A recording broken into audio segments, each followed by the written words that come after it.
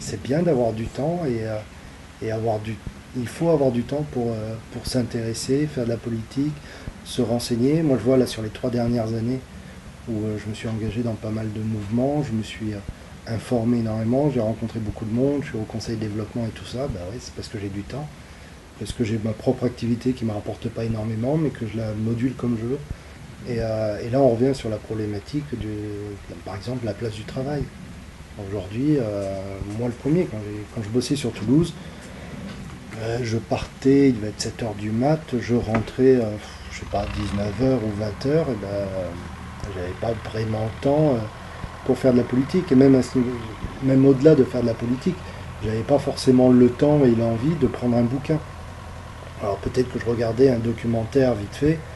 Euh, voilà, honnêtement, c'est plus une série et puis j'allais me coucher que tout ça. Donc, effectivement, être citoyen, ça veut dire qu'il faut prendre du temps. Et c'est là où on voit, nous, au contraire, peut-être une des grandes chances d'un changement de système, c'est qu'aujourd'hui, voilà, le chômage, on estime que c'est mauvais, que c'est pas bon. Enfin, moi, je vois le chômage aujourd'hui, j'ai pu mener 2 projets entrepreneuriaux, j'ai fait beaucoup de rencontres, beaucoup de politiques, beaucoup de citoyens. Ouais, ça m'a apporté énormément le chômage. Et c'était pas du tout un problème, parce que j'étais couvert sur le chômage. Là, dans 6 mois, je l'aurai plus. On en reparlera. Euh, mais si on le prend comme ça, voilà, le chômage, c'est pas, on n'est pas tous enfermés. Et c'est ce qui nous permet au contraire d'avoir le temps de mener et des projets personnels et des projets publics et citoyens. Donc aujourd'hui, on arrive sur une ère où le chômage va augmenter, où il y aura de plus en plus de gens qui n'auront plus d'emploi. Bon, bah, aujourd'hui, on estime que c'est un problème. Financièrement, c'est sûr que c'est un problème. Il faut qu'on revoie un peu la manière de financer tout ça. Au Parti Pirate, on promeut l'idée d'un revenu de base. L'idée d'un revenu de base, eh ben, c'est que n'importe qui puisse toucher un. Bon, on n'a pas d'idée de montant. Moi, je me dis un SMIC. Et où on travaille et on touche plus. On a un travail à très forte valeur ajoutée et on touche plus, mais ça n'empêche pas qu'on a cette base-là. Et derrière, eh ben, si jamais on fait rien, on a quand même cette base-là. Et des gens qui font rien, en vrai, il n'y en a pas énormément. Je veux dire, des gens qui restent assis sur leur canapé, je ne suis pas persuadé qu'il y en ait énormément. Et n'importe qui aura une activité professionnelle, développera un nouveau projet ou pourra se permettre de prendre du temps, d'aller rencontrer, de lire des bouquins, de s'informer. Et il faut absolument qu'on puisse valoriser le temps libre comme étant un temps productif. Aujourd'hui, on estime que le temps libre, c'est très bien à partir du moment où tu consommes, et ça s'arrête là. Sinon, c'est où il faut travailler, où il faut être bénévole. Alors, je vois il y a des régions où ils disaient si tu veux avoir le RSA, il faut que tu sois bénévole. Enfin, en fait, on a l'impression que l'État veut nous enlever tout notre temps libre. Fondamentalement, moi, ça me dérange quand on me dit non, prends pas le temps. Prends le temps de rien, bosse, mange, fais des grands trajets en voiture qui t'occupent en écoutant RTL. Voilà, ça c'est très bien. Par contre, avoir du temps pour toi, pour réfléchir, c'est pas bien. Je sais pas, ça me convient pas comme fonctionnement. Donc au contraire, c'est favoriser le temps disponible. 35 heures, c'est encore trop, il faudrait passer à 32. Là, c'est les grands débats économiques. Est-ce que le temps de travail se partage ou est-ce qu'il n'y a qu'un seul gâteau? Bon, on a bien vu que passer à 35 heures puis faire des heures sup et des machins, ben, ça crée ni d'activité, ça crée pas d'emploi, ça crée pas de richesse. Bon, ben, revenons sur les 35 heures et allons un peu plus loin. Et puis voyons ce que ça donne.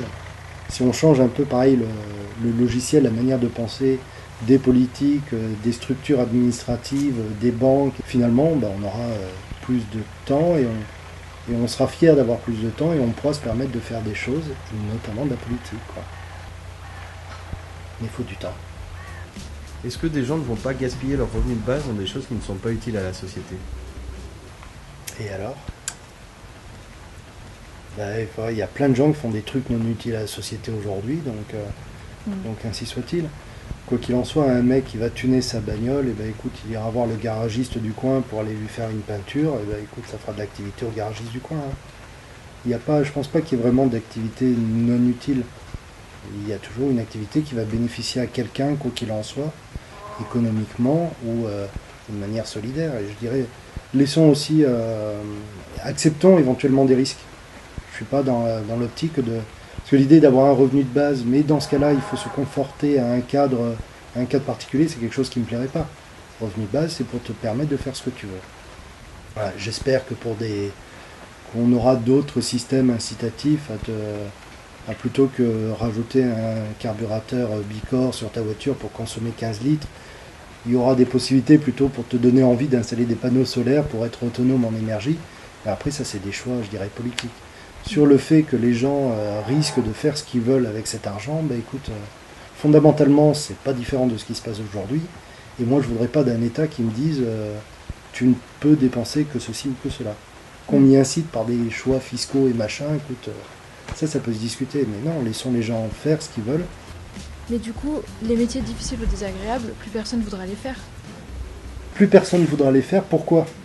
Parce qu'ils ne sont pas agréables. Et ben, essayons de les rendre agréables. Et si on ne les rend pas agréables, si vraiment ils sont par nature désagréables, et ben dans ce cas-là, payons-le le prix que ça coûte. C'est-à-dire s'il n'y a personne qui veut nettoyer les poubelles, et encore que j'en connais quelques-uns qui étaient contents d'être éboueurs, mais si personne ne veut le faire, et ben, imaginons d'autres systèmes où on peut se passer de ça. Dans quelques années, il y aura peut-être des camions éboueurs automatiques. Je sais que ça se fait dans quelques pays aux États-Unis où c'est des camions qui ramassent tout seuls. Ben écoute, pourquoi pas? S'il n'y a personne qui veut le faire, je pense que l'être humain est assez intelligent pour arriver à trouver des solutions. Ou par de l'automatisation et de la technologie à outrance, ou par des systèmes un peu plus mutualistes où on se met une benne et puis une fois par semaine, chacun son tour dans le quartier, ben on l'amène. On va trouver des solutions. Et s'il n'y a pas de solution, ben dans ce cas-là, si personne ne veut le faire, ben on paye plus cher. Et quelqu'un a un boulot qui va être payé 2 fois plus cher qu'un autre boulot parce que personne ne veut le faire, ben il y a des gens qui vont vouloir le faire. Donc il y aura toujours une solution quoi qu'il en soit.